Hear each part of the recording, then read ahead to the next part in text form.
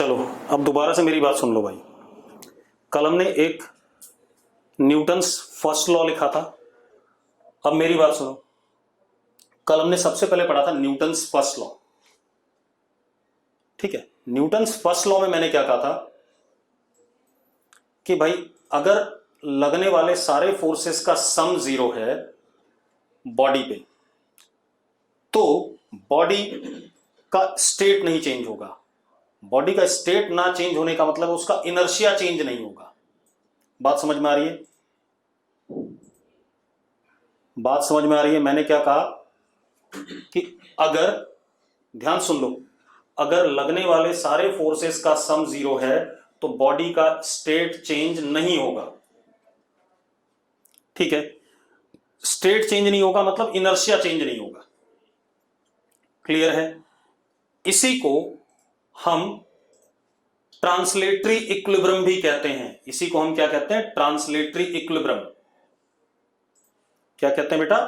Translatory equilibrium भी कहते हैं, ध्यान रखना। क्लियर है? अगर बॉडी पे टोटल फोर्सेस का सम जीरो है then that situation is also called as translatory equilibrium. सबको क्लियर है? यस लिख दो एक बार।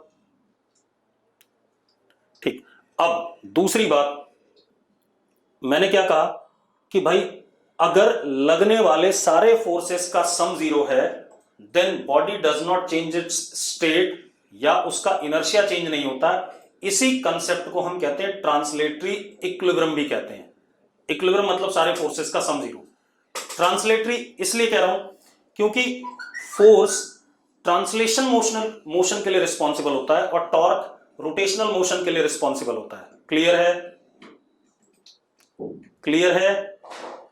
ठीक है, अब दूसरी चीज मैंने यह भी कहा था कि बॉडी पे फोर्स तभी लगता है जब बॉडी का इनर्शिया चेंज हो। मैंने क्या कहा था?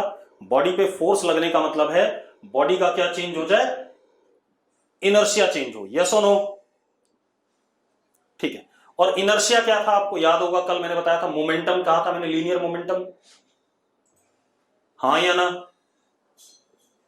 कहा था कि नहीं? ठीक है, इनर्शिया क्या था? लीनियर मोमेंटम, मास इनटू वेलोसिटी पे डिपेंड करता था और वेक्टर क्वांटिटी था। चलो एक काम करते हैं, दोबारा से बता देता हूं,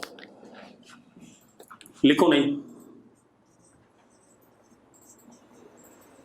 इनर्शिया मोटा मोटा P is equal to mv के बराबर होता है, मास इनटू वेलोसिटी। ठीक है, इतनी बात। That is momentum. This is called as linear momentum.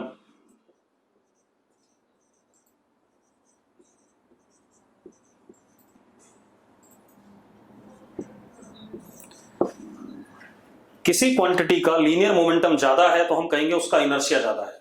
किसी क्वांटिटी का लीनियर मोमेंटम कम है तो हम कहेंगे उसका इनर्शिया कम है। क्लियर है बात? बात समझ में आ रही कि नहीं? ठीक है, तो अब मेरी बात सुनो। अब एक और चीज, if linear momentum changes that is inertia changes। मैंने क्या कहा? इनर्शिया क्या होता है? लीनियर मोमेंटम होता है, या लीनियर मोमेंटम जिसका ज्यादा उसका इनर्शिया ज्यादा, जिसका लीनियर मोमेंटम कम उसका इनर्शिया कम। अब मैं कह रहा हूं अगर लीनियर मोमेंटम चेंज करेगा, ठीक है, इतनी बात, यानी कि इनर्शिया चेंज करेगा, तो हम क्या कह सकते हैं? Then we say that body is acted by some force. मैं कल वाली बात ही दोबारा से रिपीट कर रहा हूं। यस और नो? ठीक है, मतलब अगर मोमेंटम चेंज करेगा लीनियर मोमेंटम तो मैं कहूंगा बॉडी पे क्या लगा? फोर्स लगा। यस और नो? ठीक है, अब एक चीज और बेटा, ध्यान सुनो, लीनियर मोमेंटम वेक्टर क्वांटिटी है, तो if magnitude of momentum changes, then also force acts if only direction of p vector changes, then also force acts if both direction and magnitude changes, then also force acts. यही बात हुई कि नहीं हुई? Yes और no?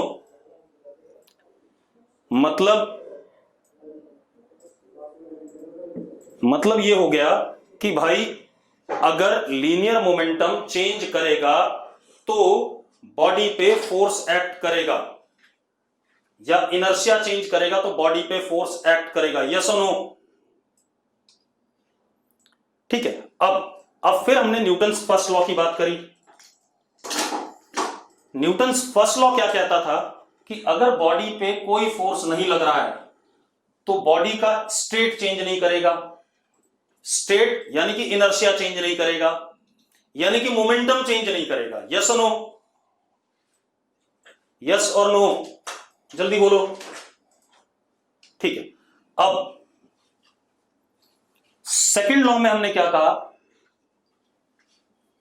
कि भाई अगर बॉडी पे फोर्स एक्ट कर रहा है तो उसका लीनियर मोमेंटम चेंज करेगा। यही कहा था हमने क्या कहा था? Second law. अब दोबारा से सेकंड लॉ को देख लेते हैं। F force acting on body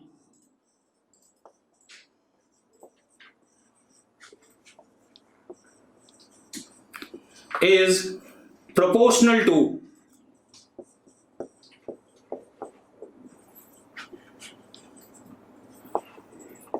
rate of change of linear momentum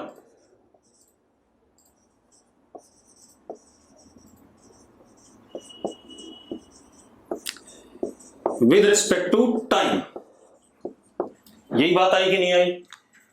force acting on body is proportional to rate of change of linear momentum with respect to time. Yes और no? ठीक है। अब rate of change दो type का होता है। एक हो गया instantaneous force that is dp by dt, और एक average force that is delta p upon delta t. हाँ या ना? जल्दी बोलो। अब मेरी बात सुनो, इसमें हम कहेंगे instantaneous force is parallel to dp vector, और average force is parallel to delta p vector. कह सकते हैं या नहीं? अगर कह सकते हैं यस लिख दो। ठीक है। अब मेरी बात सुनो, एक बालक लिख रहा है फोर्स टाइम के पैरेलल क्यों नहीं हुआ। जो भी है ना उसको मोबाइल में घुस के पीटने का मन कर रहा है। अबे टाइम स्केलर क्वांटिटी होती है, कैसे फोर्स को टाइम के पैरेलल कर लोगे यार? किसने बोला है? K01 करके कोई बालक है। अब जब भी डाउट आएगा तू भी चैट बॉक्स में आ जा, ठीक है? और अपना नाम भी बता दे। अब सुनो भाई, ये कहानी हो गई। अब हम देखते हैं कि फोर्स कैसे लग सकता है, क्योंकि फोर्स हमारा डीपी बाई डीटी है। अब जरा चेक करो, सेकंड लॉ के हम तीनों केस देखते हैं। हमने कल 2 केस डिस्कस किए तो उन्हीं को दोबारा से बता रहा हूं। After that we will go for third case. ठीक है, इतनी बात। अब जरा देखो केस 1,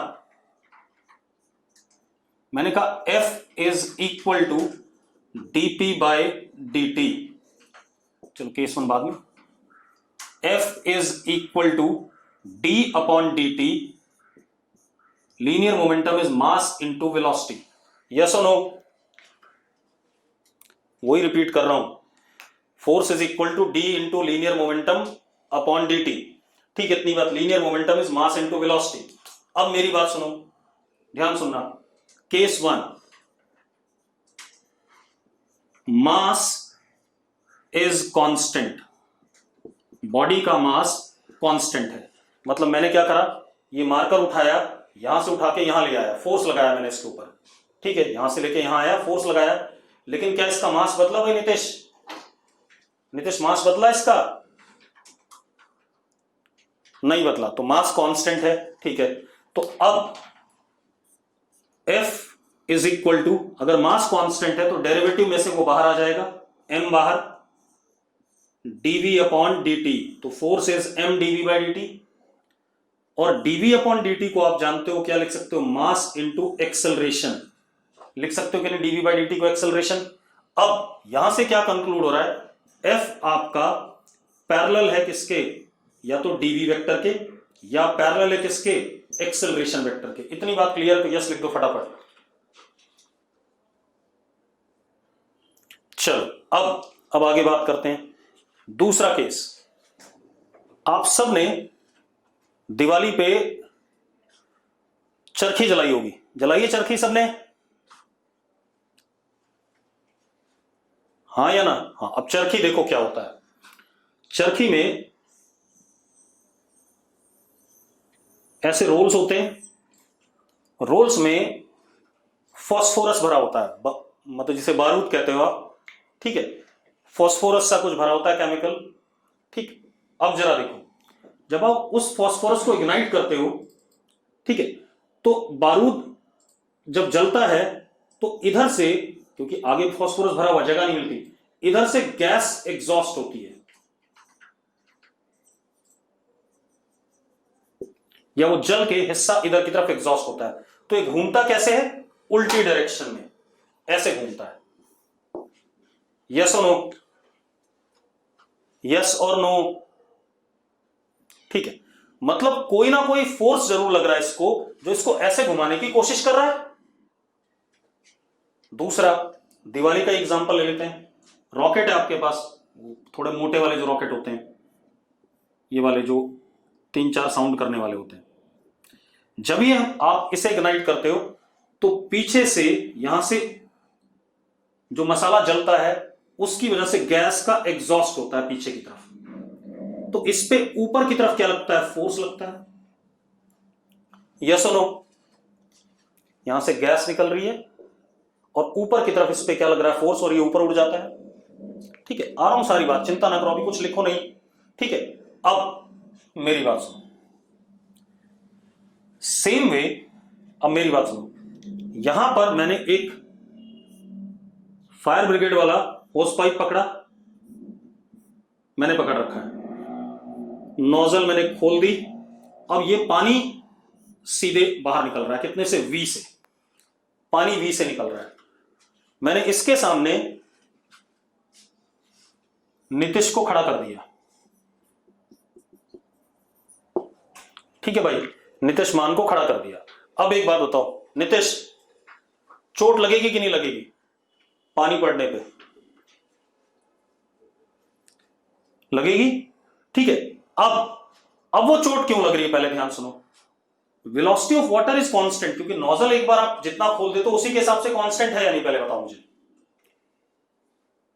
पानी की वेलोसिटी तो कांस्टेंट है, क्यों? क्योंकि एक काम करो, आप घर में कोई भी नल खोलो अपना, टोटी, आपने इतना घुमाया तो कांस्टेंट स्पीड से ही तो पानी निकलेगा उससे बाहर, ज्यादा घुमा दो तो ज्यादा तेज निकलेगा। यस और नो?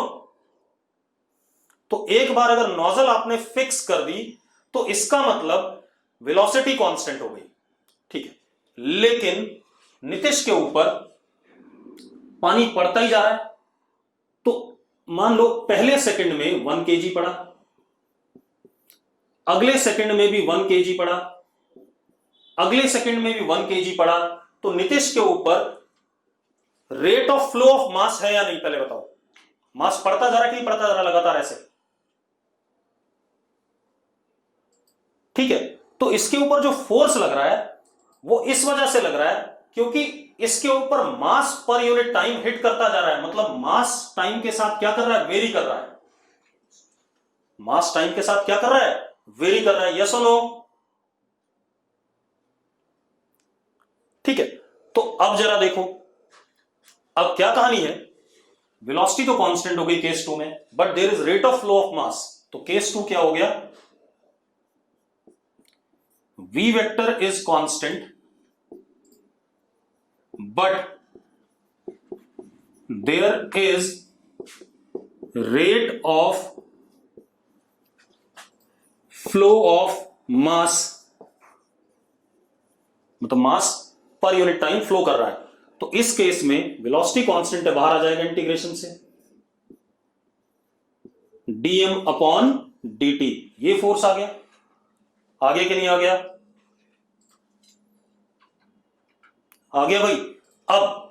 अब जरा देखो, ये फोर्स किसके पैरेलल होगा, F is parallel to v vector, F is parallel to v vector. आ गया कि नहीं आ गया, आ गया भाई।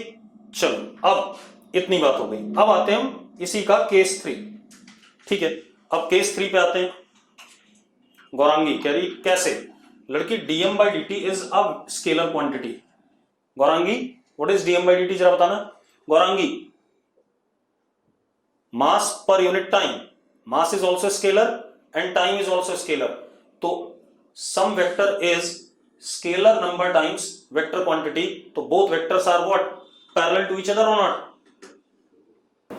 अब कीर्ति कह रही एग्जांपल बता दो dm by dt के। नल से पानी गिरता है, पानी के नीचे हाथ रख देना, ऐसे तेरे हाथ पे फोर्स लगेगा कि नहीं लगेगा गौरंगी? कीर्ति अगर टैप ओपन कर दो, आप हाथ नीचे रखो, फोर्स लगता है? तो वेलोसिटी तो कांस्टेंट है आपके हाथ के ऊपर, लेकिन क्या पड़ रहा है आपके ऊपर, dm by dt, इस वजह से फोर्स आ रहा है। ठीक है, इतनी बात। अब सुनो भाई, मैंने ये नहीं कहा dm by dt कांस्टेंट है, कोई बच्चा लिख रहा है। अब सुनो, इसके बाद तीसरा केस जो होता है रॉकेट में ज्यादातर दिखता है। देखो, आपके पास फोर्स इज, अभी जनरल केस है, d by dt m into v। अब मेरी बात सुनो, जो हम स्पेस में रॉकेट भेजते हैं या शटल भेजते हैं, उसमें रॉकेट की वेलोसिटी भी चेंज करती है, as well as due to burning of fuel.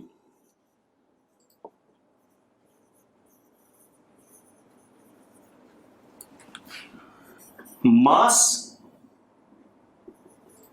Of rocket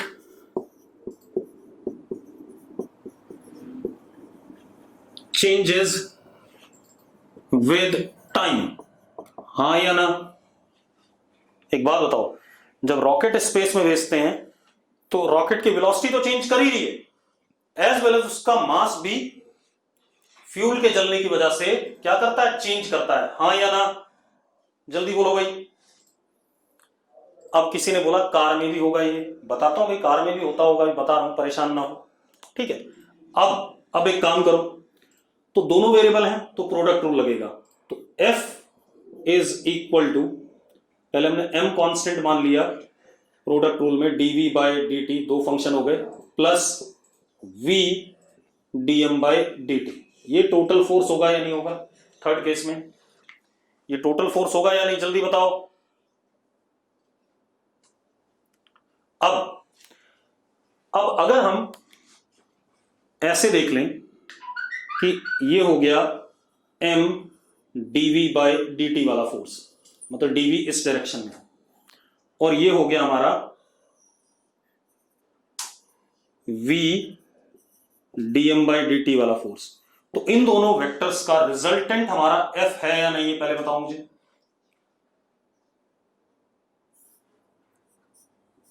ये भी वेक्टर, ये भी वेक्टर है, तो f is resultant of these two forces.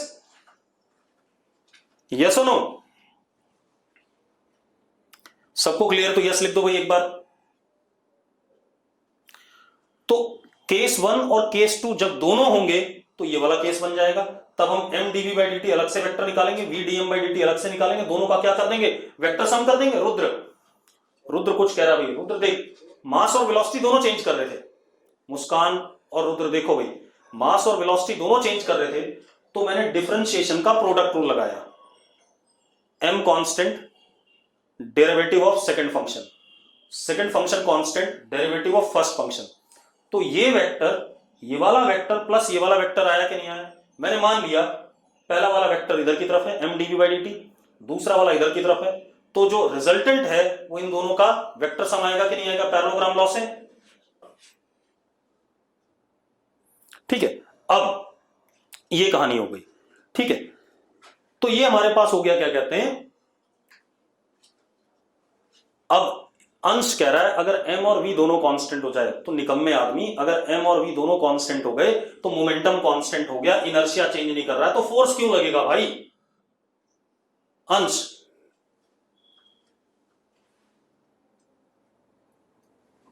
समझ गया। अब कोई कह रहा है कि भाई इन दोनों का रिजल्टेंट कैसे निकालोगे, एंगल, तो बेटा वो तो जब सवाल हम करेंगे हमें m dv by dt पता होगा, ये पता होगा, दोनों का मैग्नीट्यूड पता होगा, दोनों के बीच में एंगल पता होगा, तब हम निकाल पाएंगे। ये तो मैंने आपको बता दिया कि अगर दोनों वेरिएबल है तो हम इस तरीके से करेंगे। क्लियर है। अब आते हैं न्यूटन्स थर्ड लॉ जो मेन है, क्योंकि बगैर थर्ड लॉ पढ़े हुए आप फर्स्ट एंड सेकंड लॉ का एप्लीकेशन नहीं कर सकते। ठीक है, इतनी बात। अब मेन चीज है भाई न्यूटन्स थर्ड लॉ, ढंग से सुनना, इसको सबसे इंपॉर्टेंट है, क्योंकि सेकंड लॉ तो आपको इस चैप्टर में ज्यादातर फर्स्ट केस ही पढ़ना पड़ेगा, that is F is equal to ma। ज्यादा सवाल फर्स्ट केस के आएंगे, सेकंड केस के एक दो सवाल आ जाएंगे, थर्ड का एक भी नहीं मिलेगा इस चैप्टर में। जो न्यूटन सेकंड लॉ के मैंने आपको तीनों केस बताया उसमें फर्स्ट और सेकंड केस के तो आपको सवाल मिलेंगे इस चैप्टर में, थर्ड केस के सवाल आपको सेंटर ऑफ मास वाले चैप्टर में मिलेंगे। क्लियर है। ठीक है, अब सुनो Newton's third law which is very important. अब जरा ध्यान सुनना, अब कोई चैट बॉक्स में कुछ नहीं लिखेगा, जो मैं बोलूंगा वो ही सुनोगे, क्योंकि जो कुछ भी आपने सुना होगा या पढ़ा होगा, मुझे नहीं पता आपने सही पढ़ा गलत पढ़ा। Newton's third law,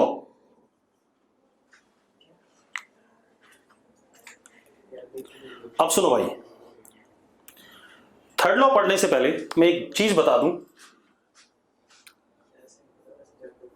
free body diagram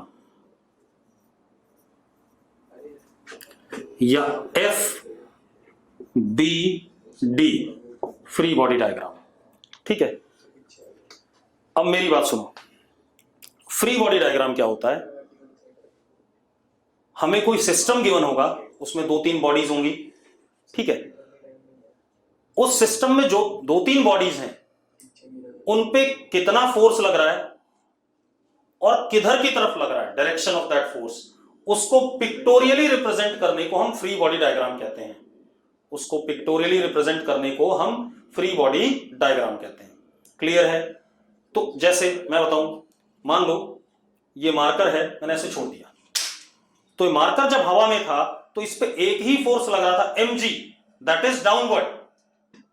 ठीक है, इतनी बात। इस पे जब ये हवा में था एक ही फोर्स लग रहा था mg डाउनवर्ड, तो जब ये मार्कर हवा में कभी भी था तो मैं इसके ऊपर क्या दिखाऊंगा, नीचे की तरफ क्या लग रहा है, mg लग रहा है। क्लियर, इतनी बात। अब कुछ लोग बोल रहे हैं इंटरनल दिखानी है, एक्सटर्नल दिखानी है, बेटा मैंने ऐसा कोई वर्ड यूज नहीं करा। पहली बात तो जितना मैं बोला करूं उतने को ही कंक्लूड किया करो, अपने मन से कोई कंक्लूजन आपने नहीं लेना है। बात समझ में आ गई भाई। हाँ, तो हम इस मार्कर पे जब भी ये रास्ते में हवा में होगा तो हम क्या दिखाएंगे, mg downward, that is force acting on this marker. ठीक है, इतनी बात। इसी को फ्री बॉडी डायग्राम कहते हैं। तो फ्री बॉडी डायग्राम क्या है, representation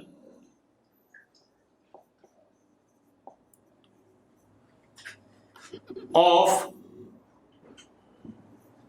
forces acting on bodies of system with their magnitude and direction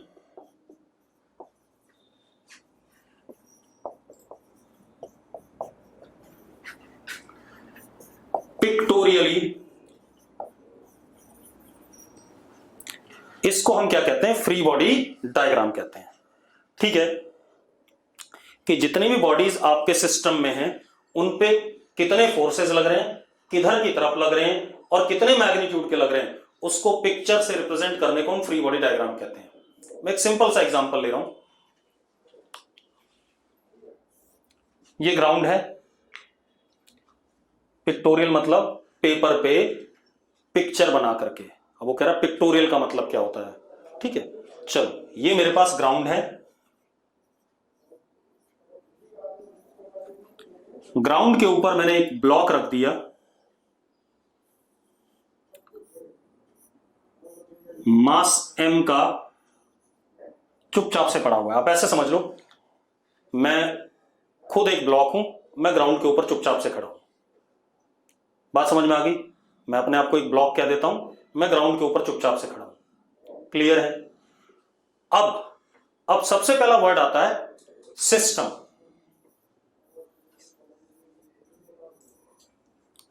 ठीक है, सिस्टम आपकी मर्जी होती है, आप कितनी बॉडीज को सिस्टम में लो।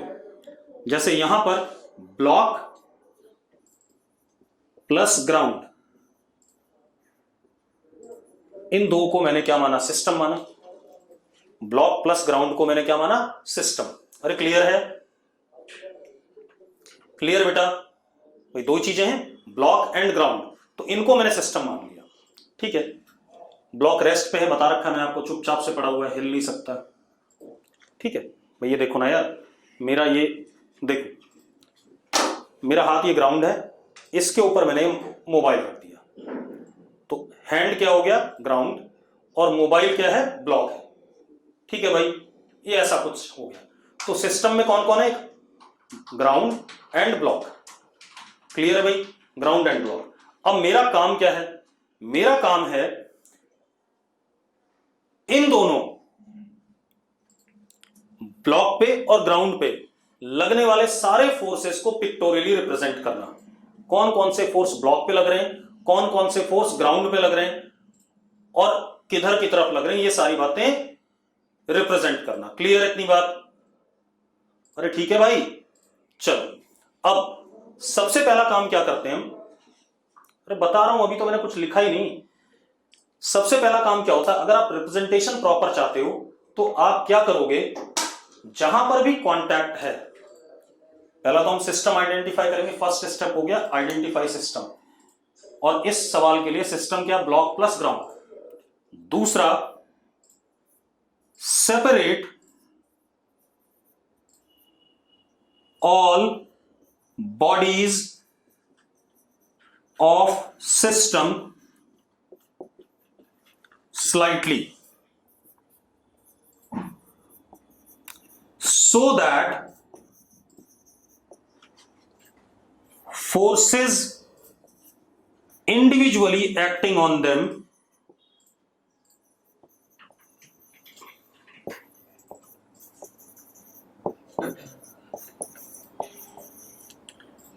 can be identified.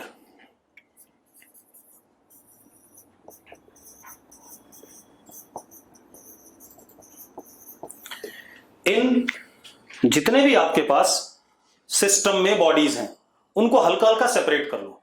हल्का हल्का इसलिए सेपरेट कर लो ताकि आपको पता चल सके अलग से ब्लॉक पे कितने फोर्स लगे, अलग से आपको पता चल सके ग्राउंड पे कितना फोर्स लगा। क्लियर इतनी बात? अब मेरी बात सुनो, तो मैंने सेकंड स्टेप यूज कर लिया, दिस इज ग्राउंड, और हल्का सा ब्लॉक को ऊपर बना दिया, हालांकि ब्लॉक इसी के ऊपर है।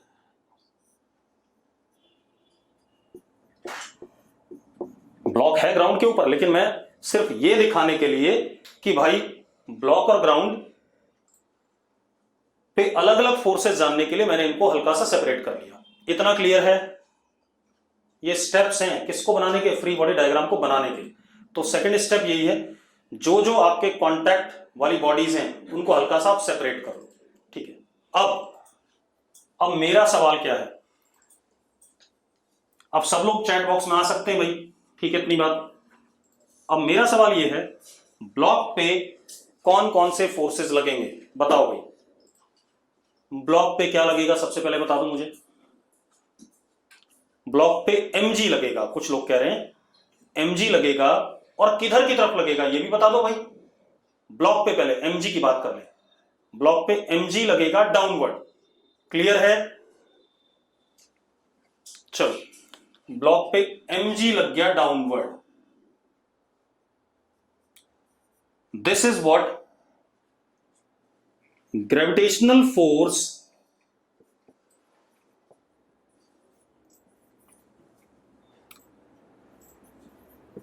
On block. जरा देखो, आपको इसका मैग्नीट्यूड पता चल गया mg और डाउनवर्ड। अब एक बच्चे ने बड़ी अजीबोगरीब बात लिखी, एक बच्चे ने लिखा ये ग्रेविटेशनल फोर्स ग्राउंड पे लग रहा है। नहीं भाई, ये ब्लॉक पे लग रहा है। मैंने क्या लिखा है, ग्रेविटेशनल फोर्स ऑन ब्लॉक। किसी बच्चे ने लिखा ग्रेविटेशनल फोर्स ऑन ग्राउंड लग रहा है। किसने लिखा था, जल्दी से चैट बॉक्स में आ जाओ, आपकी समस्या दूर करें। अरे जिसने लिखा था आ जाओ भाई जल्दी। चलो नहीं आया, कोई बात नहीं। अब एक बात तो, किसी को इस फोर्स में डाउट है तो बता दो भाई, कि किसी को डाउट नहीं इस फोर्स में, ठीक है। अब रुक जाओ एक मिनट, बस बस बस बस बस बस बस बस रुक जाओ, रुक जाओ। अब दूसरा फोर्स ब्लॉक पे क्या लगेगा और किधर लगेगा,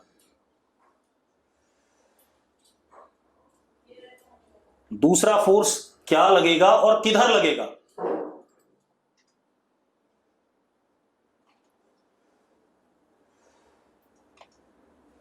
देखो, अब मैं बता रहा हूं, कुछ लोग लिख रहे हैं ए रेजिस्टेंस, ये बिल्कुल बकवास बात है। रेजिस्टेंस का फोर्स तभी लगता है जब क्या कहते हैं, बॉडी मोशन में होती है।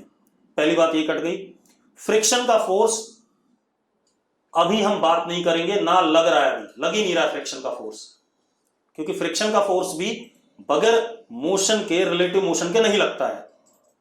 तो जो लोग ये कह रहे हैं कि एयर रेजिस्टेंस और फ्रिक्शन का फोर्स, तो वो बिल्कुल गलत बात कर रहे हैं। एयर रेजिस्टेंस का फोर्स तब लगता है when there is relative motion, as well as friction का फोर्स भी तब लगता है when there is relative motion. कुछ लोग कह रहे हैं इलेक्ट्रोस्टैटिक फोर्स, चार्ज वगैरह तो मुझे यहां दिख नहीं रहे, तो इलेक्ट्रोस्टैटिक फोर्स की बात भी छोड़ दो। कुछ लोग कह रहे हैं नॉर्मल रिएक्शन लगेगा ऊपर की तरफ। ये कितने लोग कह रहे हैं, जो लोग कह रहे हैं चैट बॉक्स में आ जाओ फटाफट। ब्लॉक पे नॉर्मल रिएक्शन लगेगा ऊपर की तरफ। जो लोग ये कह रहे हैं तो वो ये बता दें क्यों लगेगा। बस रुक जाओ भाई, अब आप ये बताओगे क्यों लगेगा नॉर्मल रिएक्शन ऊपर की तरफ, जल्दी बताओ। चलो, मैं एक तरीके से मान सकता हूं कि ऊपर की तरफ एक फोर्स लगा NU, इसलिए कह सकता हूं क्योंकि ब्लॉक रेस्ट पे था, क्योंकि ये ब्लॉक क्या था, रेस्ट पे। भाई मुझे न्यूटन्स थर्ड लॉ मत बताओ, अभी मैंने आपको न्यूटन्स थर्ड लॉ बताया ही नहीं, वरना मैं ऐसा उलझाऊंगा न्यूटन्स थर्ड लॉ में, निपट जाओगे, ठीक है। इसलिए ये मत बोलो एक्शन रिएक्शन होता है, ये सब मतलब उसको सपना आ रहा था, क्या कहते हैं उस भाई को, न्यूटन को, कि वो बोलता गया और हम मानते जाए उसकी बात को। हम जब तक किसी चीज को प्रूव नहीं कर पाते तब तक आपने लिखना नहीं किसी चीज को। मैं अभी ये कह सकता हूं, मैं यहां पर चुपचाप से खड़ा हूं, मेरे ऊपर नीचे mg लग रहा है। अब अगर मैं चुपचाप से खड़ा हूं तो इक्विलिब्रियम मेंटेन करने के लिए ऊपर की तरफ mg के बराबर ही फोर्स लगेगा, तभी मेरा इक्विलिब्रियम मेंटेन रहेगा कि नहीं। भाई एक बात सीधे सी देखो, नीचे mg लग रहा था, ठीक है, अर्थ मुझे अपनी तरफ पुल कर रहा था। ये ग्रेविटेशनल फोर्स ऑन ब्लॉक है बाय अर्थ, अर्थ ने लगाया है मेरे ऊपर, क्योंकि मैं खुद पे कभी कोई फोर्स नहीं लगाऊंगा, दूसरी बॉडी ही मेरे ऊपर फोर्स लगाएगी। यस और नो, ठीक है। तो अब जरा देखो, बता रहा हूं बेटा, परेशान ना हो, थोड़ा सा टॉपिक को खींच रहे हैं। अब अगर मेरे ऊपर नीचे mg लग रहा है तो मुझे तो धंस जाना चाहिए नीचे। अगर मैं इसको हटा दूं और सिर्फ mg लग रहा है तो मुझे कहां चले जाना चाहिए, खड्डे में। यस और नो, या आप जहां भी बैठे हो आप पे नीचे mg लग रहा है तो आप तो नीचे ही चले जाओगे कि नहीं चले जाओगे। क्या आप नीचे जा रहे हो, क्या आप नीचे जा रहे हो भाई? नहीं जा रहे हो। नहीं जा रहे हो इसका मतलब आपको नीचे जाने से रोकने के लिए ऊपर की तरफ कोई ना कोई फोर्स है, क्योंकि आप स्टेट ऑफ रेस्ट में हो। और वो फोर्स ऊपर क्यों होगा ये भी समझ लो, क्योंकि ऊपर वाला फोर्स वेक्टर और नीचे वाला फोर्स वेक्टर एक दूसरे को बैलेंस कर सकता है। यस और नो? ठीक है, तो ये बात तो क्लियर हो गई कि N U is equal to M G as block is at rest. ठीक है भाई, मैंने कुछ बताया नहीं राधिका, व्हाट इज एन? जब मुझे बताना होगा बताऊंगा। आप इतनी जल्दी कंक्लूजन मत निकालो, वरना आप गलत सलत कंक्लूड कर लेते हो सबके सब।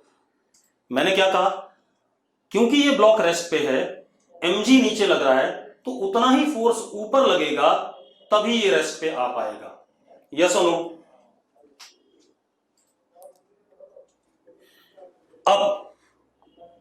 अब कहानी ये है, यहां पर एक सबसे बड़ा सवाल उठता है, NU क्या है और NU किसने लगाया? क्योंकि ब्लॉक पे खुद तो ये NU नहीं लगेगा, कोई दूसरा ही लगाएगा। यस और नो? NU क्या चीज है और ब्लॉक पे ये NU किसने लगाया? तो NU is normal contact force exerted by ground। NU is normal contact force exerted by ground। कोई दिक्कत है इसमें? कोई इशू है भाई? अब फिर एक समस्या आती है, NU लगाया क्यों ग्राउंड में? भाई मैंने तो बता दिया NU, क्योंकि मैं अगर यहां चुपचाप से खड़ा हूं तो मैं खुद पे ऊपर की तरफ फोर्स नहीं लगा सकता, कोई दूसरा ही लगाएगा। और मैं ग्राउंड के साथ कांटेक्ट में, तो ग्राउंड ने लगाया। लेकिन क्यों लगाया ये भी तो बता दो भाई। अब कोई बच्चा लिख रहा है इक्विलिब्रियम मेंटेन करने के लिए, तो इक्विलिब्रियम क्यों मेंटेन कर रहा है ये भी बता दो भाई मुझे। जबरदस्ती इक्विलिब्रियम मेंटेन करेगा, अंश रेस्ट पे ही क्यों रहेगा? चलो अभी आ रहा हूं, सारी बात पे आ रहा हूं, चिंता ना करो। ये तो ब्लॉक की बात हो गई, आपका ब्लॉक बैलेंस हो गया। ठीक है, ब्लॉक बैलेंस हो गया, ऊपर NU लगा, नीचे mg लगा, ब्लॉक रेस्ट पे दिख रहा था आपको, तो ऊपर वाला फोर्स बराबर नीचे वाला फोर्स हो गया।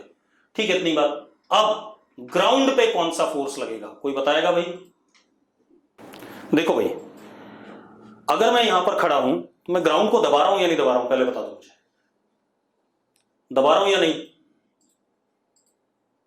अगर मैं यहां पर खड़ा हूं तो मैं ग्राउंड को दबा रहा हूं या नहीं? अगर मैं ग्राउंड को दबा रहा हूं तो मैंने कहा कि मैं ग्राउंड को दबा रहा हूं ND। This is normal contact force exerted by block on ground। सुनते जाओ पहले, this is normal contact force exerted by block on ground. भाई मैं अगर यहां खड़ा हूं, ठीक है, इतनी बात, तो मैं अपने नीचे वाले फ्लोर को दबा तो रही हूं, ऑब्वियस सी बात है। ठीक है, इतनी बात। आप ऐसे देखो, ये मोबाइल मेरे हाथ पे रखा है, तो मेरे हाथ को दबा रहा है कि नहीं दबा रहा है? अरे हाथ पे नीचे की तरफ फोर्स लगाएगा कि नहीं लगाएगा, पहले बताओ। तो दैट इज ND। अब इन दोनों में से किसी को भी आप एक्शन कह सकते हो, किसी को रिएक्शन कह सकते हो। इसको आपने कहा सपोज एक्शन,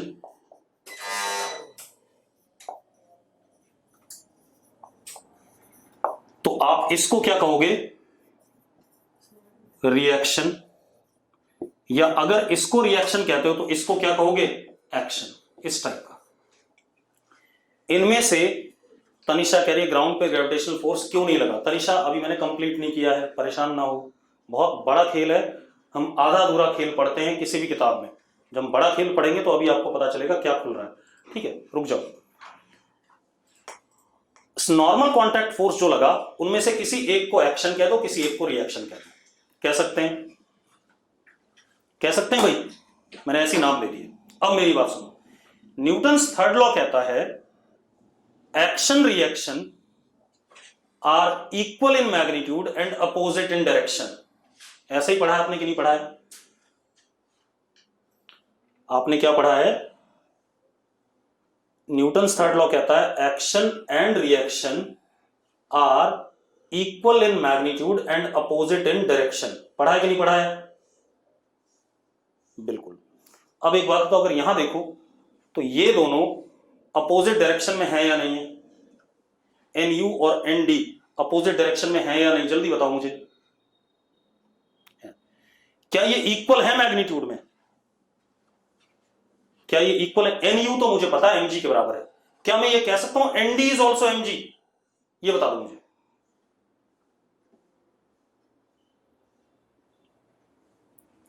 मैंने क्या कहा? एन यू और mg तो बराबर प्रूव हो गए थे, क्योंकि मैं यहां पर आपको रेस्ट पे दिख रहा था, तो नीचे mg ऊपर एन यू, तो रेस्ट पे हूं तो ऊपर वाला फोर्स बराबर नीचे वाला फोर्स। लेकिन क्या एन डी भी एन यू के बराबर है? ये कह सकता हूं कि नहीं? कुछ लोग कह रहे हैं यस कह सकता हूं, कुछ लोग कह रहे हैं नहीं कह सकता। जो लोग कह रहे हैं कह सकता हूं, वो मुझे मैथमेटिकली प्रूव करके दिखाएं कि N D is equal to N U. आ जाओ भाई, जो लोग कह सकते हैं वो मुझे मैथमेटिकली प्रूव करो कि एन डी एन यू के बराबर है।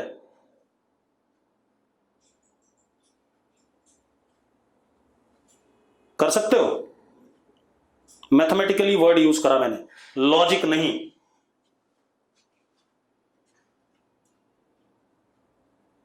अब कुछ कह रहा है कि वही तो बात है इक्विलिब्रियम टाइप से। कैसे इक्विलिब्रियम टाइप से भाई? करके दिखा कीर्ति। वासु वीरेन, ये गलत बात है। ये तुझे कैसे पता? एनडी और एनयू वेक्टर अपोजिट डायरेक्शन में है तो उनका सम जीरो आएगा। वो तो तभी जीरो होगा जब दोनों का मैग्नीट्यूड बराबर होगा। वासु,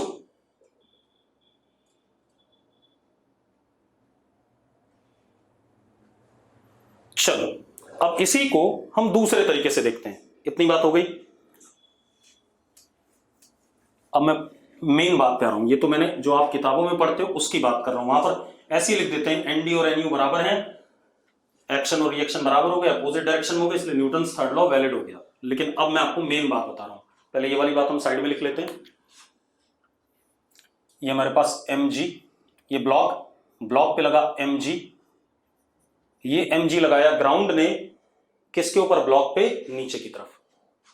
ऊपर ब्लॉक पे ग्राउंड ने फोर्स लगाया nu और ब्लॉक ने ग्राउंड पे लगाया नीचे nd, ऐसा कुछ। और यहां से एक बात और प्रूव हो रही है, क्योंकि रेस्ट पे है तो nu is equal to mg।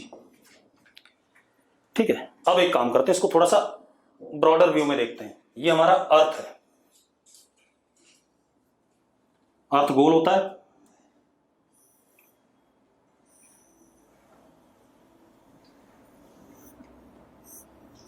ये हमारा अर्थ है भाई। ठीक है, अब जरा ढंग से देख रहे हैं इस चीज को। ये अर्थ है अपन का, ये सुनो भाई, ठीक है? ठीक। अब अर्थ का मास me, रेडियस re।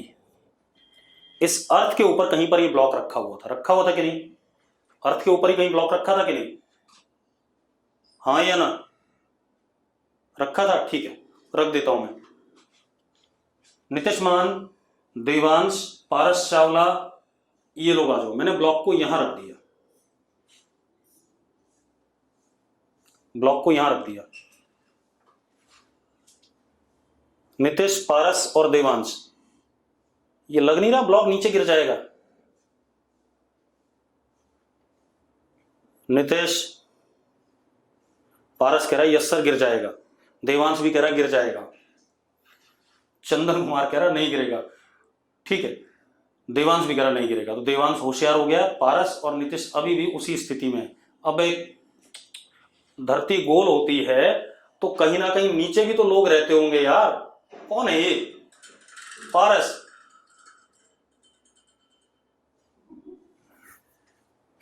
कैसे गिर जाएगा ये? इसीलिए मैंने ऐसा बनाया था जानबूझ के। तब तो तू गिर गया होता जब नीचे की साइड में होता कभी तो। पारस और नीतीश,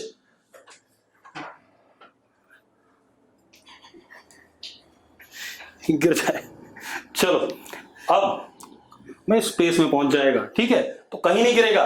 अर्थ अपने ऊपर हर बॉडी को अपने सेंटर की तरफ अट्रैक्ट करती है।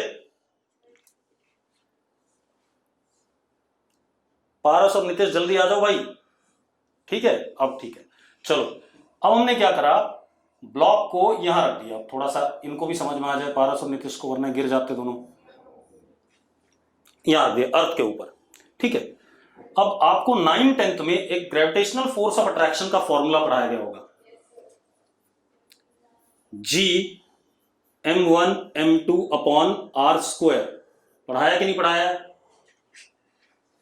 पढ़ाया नहीं पढ़ाया? पढ़ाया, ठीक है। अब जरा मजेदार बात देखो, रुक जाओ। अर्थ इसको फोर्स लगा रही है इसके ऊपर, G m e m upon r e square. लगाएगा कि नहीं लगाएगा? अर्थ अपनी तरफ खींचेगा कि नहीं खींचेगा भाई? और एक और चीज, जितने फोर्स से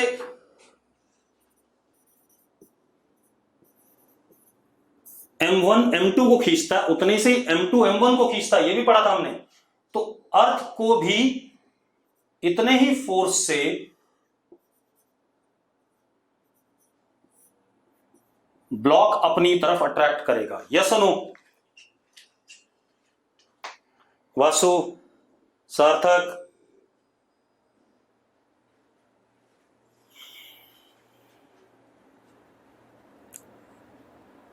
ये पक्की बात सबको क्लियर है? क्लियर भाई? अब मजेदार बात देखो, मतलब अगर दो मासेस हैं, ये मास इसको अट्रैक्ट करता है ग्रेविटेशनल फोर्स से, तो उतने से ही ये वाला भी अट्रैक्ट करता है, एक दूसरे को अट्रैक्ट करते हैं ऐसे, ठीक है। जिया को क्लियर नहीं? जिया, तूने ये फॉर्मूला पढ़ा है? जिया, और इस फॉर्मूले का मतलब क्या था? अगर दो मासेस हैं तो पहला मास दूसरे को अपनी तरफ अट्रैक्ट करेगा और दूसरा मास पहले को अपनी तरफ अट्रैक्ट करेगा, ठीक है। जिया हो गया। अब सेम वे यहां पर पहला मास अर्थ है, दूसरा मास ब्लॉक है, तो ब्लॉक को अर्थ ने अट्रैक्ट करा तो अर्थ ने ब्लॉक को अट्रैक्ट करा, हाँ या ना?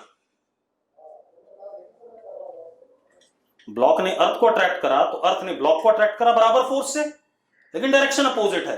अब मजेदार बात देखो, जब ये दोनों बॉडीज एक दूसरे को अट्रैक्ट कर रही हैं, एक दूसरे को अट्रैक्ट कर रही हैं, तो एक दूसरे को दबाएंगे कि नहीं दबाएंगे? ऐसे दबाना चाहेंगे कि नहीं? अरे दबाना चाहेंगे कि नहीं, जल्दी बोलो। अगर ये दबाना चाहेंगी तो ब्लॉक दबाता है अर्थ को। भाई आप एक काम करो, दो लोग आपस में भिड़ जाओ ऐसे, तो एक आदमी इसको दबाएगा इधर और एक आदमी इसको इधर दबाएगा, तो ये ब्लॉक अर्थ को दबाएगा, एनडी एक्शन, और अर्थ ब्लॉक को दबाएगी, NU reaction,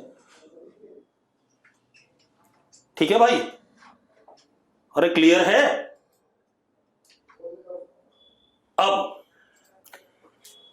this is equal to mg and this is also equal to mg, क्योंकि ग्रेविटेशनल फील्ड होता है g, होता है g, आगे चल के पढ़ लेंगे, me upon R E square, ये g होता है, ठीक है। इतनी बात, तो ये mg हो गया, ये भी mg हो गया नीचे वाला।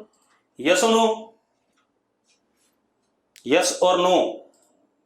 अब एक बात बताओ, ब्लॉक रेस्ट पे है या नहीं है? अगर ब्लॉक रेस्ट पे है तो ऊपर वाला फोर्स बराबर नीचे वाला फोर्स, ब्लॉक का इक्विलिब्रियम। और अगर अर्थ, और एक बात बताओ, क्या मेरे नीचे से अर्थ खिसक गई नीचे?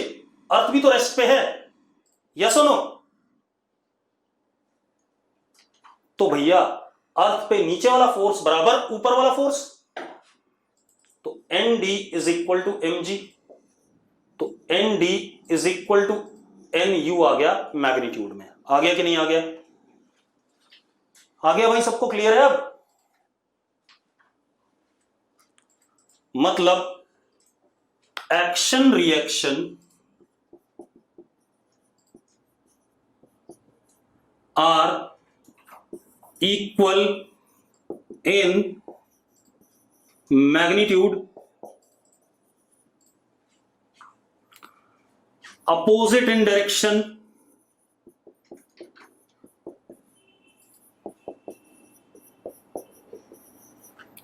दो चीजें। तीसरी चीज, act on two different bodies. देखो, एनडी एक्ट करता है किस पे? अर्थ पे। और एनयू एक्ट करता है किस पे? ब्लॉक पे। क्लियर है? जिया को डाउट है? जिया एक बात बता, अगर ये रेस्ट पे है तो यहां लिखा हुआ है NU is equal to MG, ऊपर वाला फोर्स बराबर नीचे वाला, ठीक है? और अर्थ भी रेस्ट पे है तो अर्थ पे नीचे लगने वाला फोर्स बराबर ऊपर लगने वाला फोर्स, तो ND is equal to MG. तो जब एनयू और एनडी दोनों एमजी के बराबर है तो NU is equal to ND लिख सकता हूं कि नहीं? अब कितने लोगों को डाउट है?